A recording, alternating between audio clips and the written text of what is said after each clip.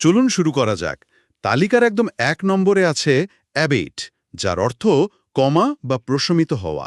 আচ্ছা, আর এর ছবিটা কি? ছবিটা খুব ইন্টারেস্টিং। ঘন কালো মেঘ আর বজ্রপাতের ভেতর দিয়ে মিষ্টি একটা সূর্য উঁকি দিচ্ছে। ও আচ্ছা, মানে একটা ভয়ানক ঝড় ধীরে ধীরে শান্ত হয়ে আসছে। এই ছবিটা কিন্তু আমাদের মস্তিষ্কে একটা স্বস্তির অনুভূতি তৈরি করে। ঠিক তাই। এরপর ২ নম্বরে রয়েছে অ্যাবাটুয়ার, মানে কসাইখানা। হুম, এখানে নিশ্চয় কোনো কারখানার দৃশ্য দেয়া হয়েছে। অবশ্য প্রক্রিয়াজাতকরণের একটা কারখানা। তবে ৩ নম্বরের ভিজুয়ালটা আবার একটু ভিন্ন। ৩ নম্বরে কি আছে? শব্দটি হল অ্যাবট, যার অর্থ মঠাধ্যক্ষ। বিশাল এক মঠের বাইরে হাতে একটা লম্বা লাঠি নিয়ে দাঁড়িয়ে আছেন একজন সন্ন্যাসী। এই লাঠিটাই কিন্তু আসল। শুধু একজন সন্ন্যাসীর ছবি দিলে তা সাধারণ কেউ হতে পারত, কিন্তু হাতে লাঠি থাকাটা তার কর্তৃত্ব বা অথরিটি বোঝায়।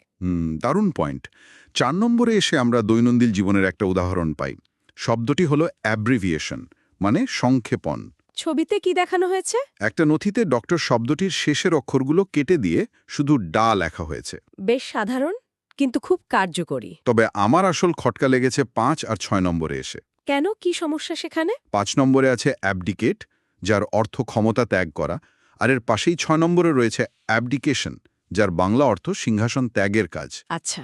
৫ নম্বরের ছবিতে শুধু একটা রাজমুকুট রাখা আছে, আর ৬ নম্বরের ছবিতে একটা রাজকীয় চেয়ার এবং স্বাক্ষরিত একটা চুক্তিপত্র। দুটোই তো ক্ষমতা ছেড়ে দেওয়া, তাহলে আলাদা ছবির দরকার কি? এখানে আসলে ব্যাকরণ আর ভিজুয়াল সাইকোলজির দারুণ একটা সমন্বয় ঘটেছে। অ্যাবডিকেট হলো সরাসরি একটা কাজ বা ভার্ভ।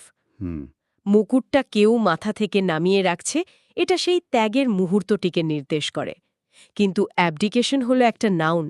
ও আচ্ছা, মানে এটা কোনো কাজ নয়, বরং ওই কাজের আইনি বা আনুষ্ঠানিক নাম। ঠিক ধরেছেন। তাই চুক্তিতে স্বাক্ষরের ছবিটি ব্যবহার করা হয়েছে। কারণ সিংহাসন ত্যাগ তো শুধু মুকুট নামিয়ে রাখা নয়, এটা একটা চুক্তি। দারুণ বুঝিয়েছেন।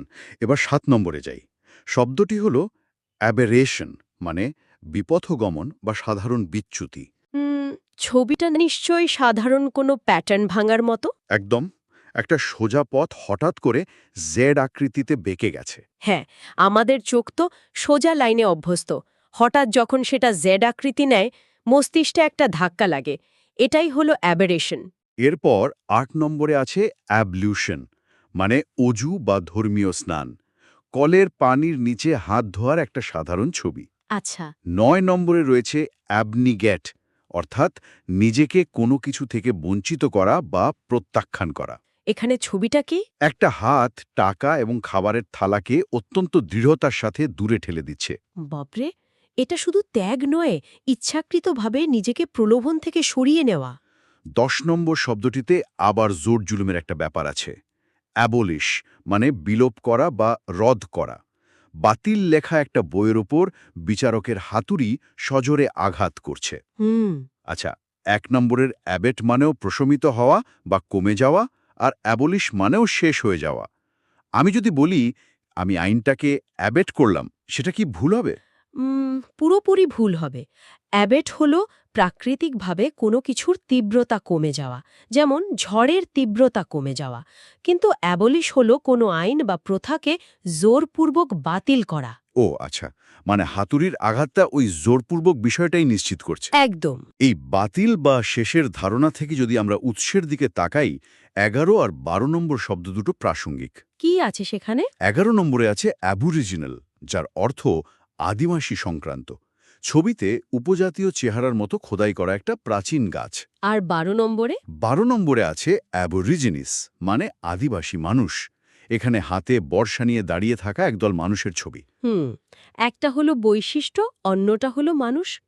১৩ নম্বরে গিয়ে আমরা আবার কিছু কমানো বা কাটার ধারণা পাচ্ছি, তাই না? হ্যাঁ, ১৩ নম্বরে আছে অ্যাব্রিজ, মানে সংক্ষেপ করা। ছবিতে কাঁচি দিয়ে একটা কাগজ কাটা হচ্ছে। আর ১৪ নম্বরে রয়েছে অ্যাব্রিজমেন্ট, মানে সার সংক্ষেপ। এখানে নিশ্চয়ই বইয়ের কোনো তুলনা আছে।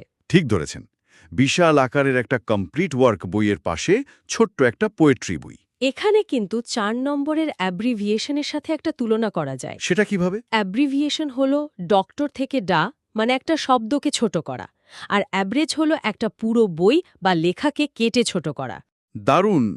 ১৫ নম্বরে রয়েছে অ্যাব্রোগেট মানে রদ করা বা বাতিল করা। একটা আইনি নথির ওপর লাল কালিতে বাতিল সিল মারা আছে। আচ্ছা, আর ১৬ নম্বরে? ১৬ নম্বরে অ্যাবসকন্ড মানে আত্মগোপন করা বা পালিয়ে যাওয়া। একজন ব্যক্তি হ্যাট এবং কোট পরে চুপি চুপি এক্সিট দরজা দিয়ে পালাচ্ছে। এই চুপি চুপি পালানোর ভিজুয়ালটা শব্দের গোপনীয়তার অর্থটাকে একদম মাথায় গেঁথে দেয়। ১৭ নম্বরে অ্যাবসলিউশন মানে পাপ মুক্তি। একজন যাজকের সামনে একজন প্রার্থনা করছেন এবং একটা সাদা কবুতর উড়ে যাচ্ছে। কিন্তু ১৮ নম্বর ছবিটা যে কোনো মানুষের মনোযোগ কেড়ে নিতে বাধ্য। তাই নাকি? ১৮ নম্বর শব্দটি তো অ্যাবসার্ড মানে হাস্যকর বা অযৌক্তিক। ভিজুয়ালটা কি? একটা মাছ দিব্যি সাইকেল চালাচ্ছে। হা হা হা, বাপরে, এই ছবিটা দেখলেই তো হাসি পায়। মাছ কিভাবে সাইকেল চালাবে? সাইকোলজিতে একে বলে ভন রেস্টফ এফেক্ট। সেটা আবার কি জিনিস? আমাদের মস্তিষ্ক সাধারণ জিনিসগুলো দ্রুত ভুলে যায়, কিন্তু অত্যন্ত অদ্ভুত বা হাস্যকর কিছু দেখলে সেটা মেমোরিতে আটকে রাখে। অযৌক্তিক শব্দটার অর্থ বোঝানোর জন্য মাছের সাইকেল চালানোর চেয়ে ভালো ভিজুয়াল আসলেই হতে পারে না? একদম। এরপর ১৯ নম্বরে আছে অ্যাক্সেলারেট মানে গতি বৃদ্ধি করা। স্পিডোমিটারের কাঁটা তীব্র গতি নির্দেশ করছে।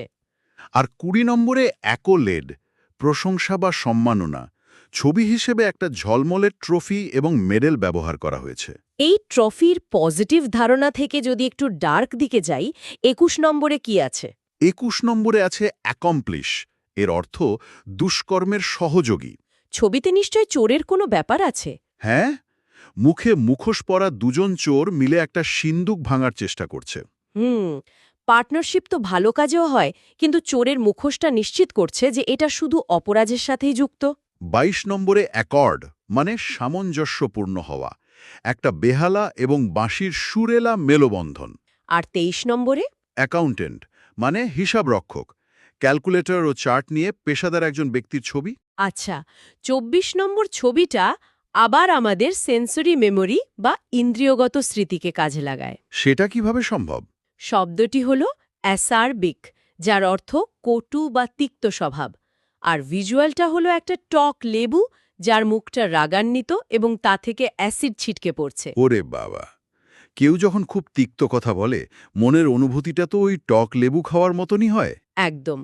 দৃশ্য আর স্বাদের এই মিশ্রণকে সিনেস্থেশিয়া বলা যায়, যা শব্দটাকে মনে রাখতে দারুণ সাহায্য করে। ২৫ নম্বরে অ্যাকাউস্টিক্স মানে শব্দবিজ্ঞান।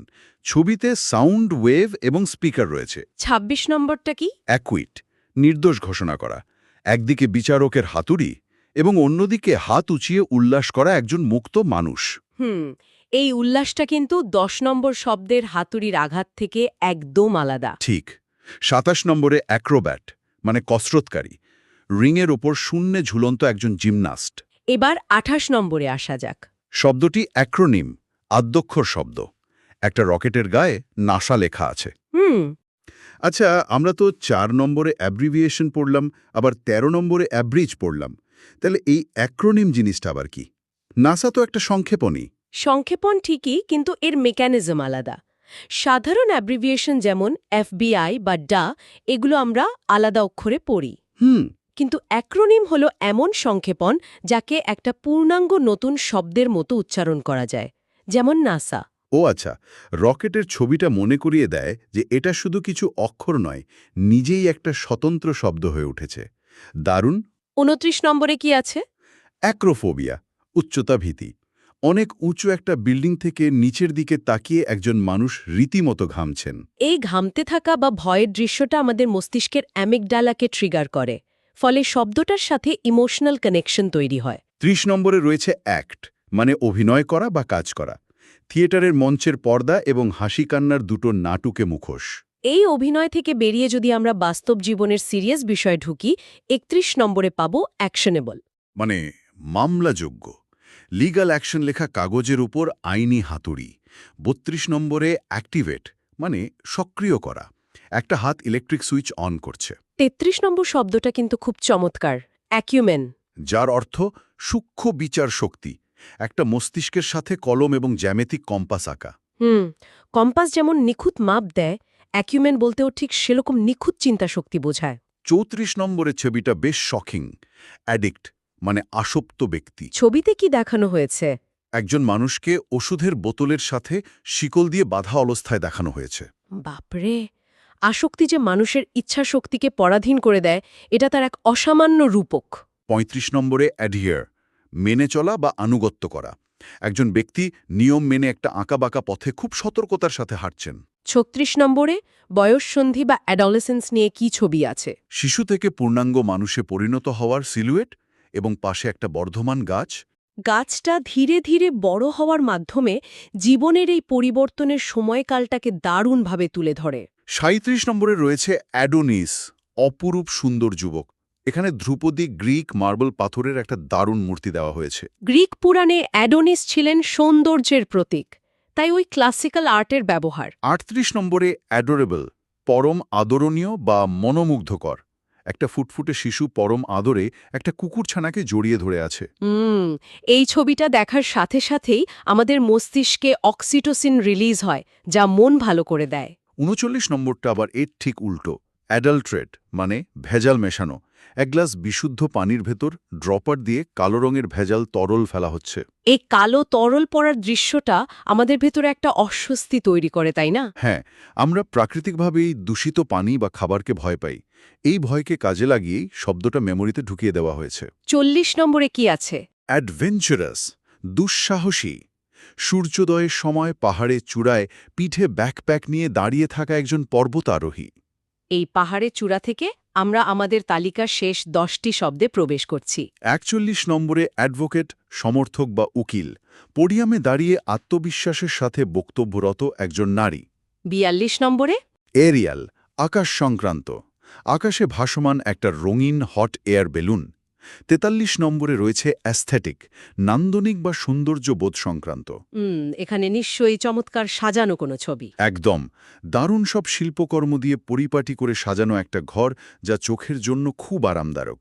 44 নম্বরে আছে এজেন্ডা, মানে আলোচ্যসূচি। হ্যাঁ, একটা চেকলিস্ট সহ নোটবুকের ওপর কলম। আর 45 নম্বরটা ভিজুয়াল মেটাফোরের দিক থেকে মাস্টারপিস। শব্দটি কি? এক গ্র্যান্ড রাইজ, যার অর্থ মহিমান্বিত করা বা প্রতিপত্তি বৃদ্ধি করা। ছবিটায় কি দেখানো হয়েছে? একজন সাধারণ মানুষ দাঁড়িয়ে আছেন, কিন্তু মাটিতে তার যে বিশাল ছায়াটা পড়েছে তাতে মাথায় মুকুট পরা এক রাজকীয় অবয়ব দেখা যাচ্ছে। ওরে বাবা! মানুষ বাস্তবে যা নিজেকে তার চেয়ে অনেক বড় বা ক্ষমতাবান হিসেবে উপস্থাপন করছে।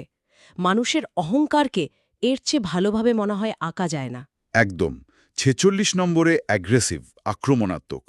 লাল চেহারার রাগান্বিত এক কার্টুন চরিত্র, যার হাতের মুঠো শক্ত করা। এই লাল রংটা তো রাগের প্রতীক হিসেবে কাজ করছে। 47 নম্বরে রয়েছে অ্যাগনস্টিক, অজ্ঞেয়বাদী, অর্থাৎ যিনি ঈশ্বরের অস্তিত্ব সম্পর্কে নিশ্চিত নন। ছবিটা কেমন? মাথার উপর একটা বিশাল প্রশ্নবোধক চিহ্নের পাশে দাঁড়িয়ে থাকা একজন বিভ্রান্ত মানুষের ছবি। প্রশ্নবোধক চিহ্নটি তার ভেতরের সংশয়কে মূর্ত করে তুলেছে। 48 নম্বরে কি আছে? অ্যাগ্নি, চরম যন্ত্রণা। তীব্র ব্যথায় দুহাত দিয়ে মাথা চেপে ধরে থাকা একজন মানুষকে দেখা যাচ্ছে। এই ছবিটা আমাদের মস্তিষ্কের সহানুভূতিশীল নিউরনগুলোকে জাগিয়ে তোলে, কারণ আমরা সবাই কখনো না কখনো যন্ত্রণার ভেতর দিয়ে গেছে। 49 নম্বরে রয়েছে অ্যালবাম, ছবি রাখার খাতা। পুরনো আমলের সাদা কালো ছবি সাজানো একটা খোলা বই। এবং আমরা আমাদের আজকের তালিকার একেবারে শেষে 50 নম্বরে পৌঁছে গেছি। শব্দটি হল অ্যালকেমি। আলকেমি বা মধ্যযুগীয় রসায়ন। ভিজুয়ালটা কি? বুদবুদ ওঠা রাসায়নিক ফ্লাস্ক হাতে একজন প্রাচীন জাদুকরের মতো বিজ্ঞানী, যিনি সাধারণ ধাতুকে সোনায় পরিণত করার চেষ্টা করছেন। দারুণ! এই 50টা শব্দ নিয়ে আলোচনা করতে গিয়ে আমার মনে হচ্ছে আমরা শুধু কিছু অর্থ আর ছবি দেখলাম না, বরং মানুষের চিন্তার বিবর্তনকে দেখলাম। সেটা কিভাবে? ওই যে 48 নম্বরের অ্যাগনি বা চরম যন্ত্রণা, সেটা থেকে বাঁচার জন্যই তো মানুষ যুগে যুগে বিজ্ঞানের আশ্রয় নিয়েছে। আর সেই বিজ্ঞান চর্চারই একটা আদিরূপ হল 50 নম্বরের এই অ্যালকেমি। এই সংযোগটা সত্যি খুব গভীর। আচ্ছা, একবার ভেবে দেখুন তো আমাদের মস্তিষ্ক কিভাবে কাজ করে। অ্যাবেইট এর মেঘ ফুঁড়ে বের হওয়া সূর্য, অ্যাবসার্ডের সাইকেল চালানো মাছ বা অ্যাগ্র্যান্ডাইজের ওই মুকুট পরা বিশাল ছায়া ওনায় পরিণত করতে চাইতো। বাপরে, দারুণ একটা ভাবনার বিষয় দিয়ে শেষ করলেন। ভিডিওটি ভালো লাগলে প্লিজ লাইক করুন এবং চ্যানেলটি সাবস্ক্রাইব করে বেল আইকনটি অন করে রাখুন পরবর্তী ভিডিওর নোটিফিকেশন সঙ্গে সঙ্গে পেতে।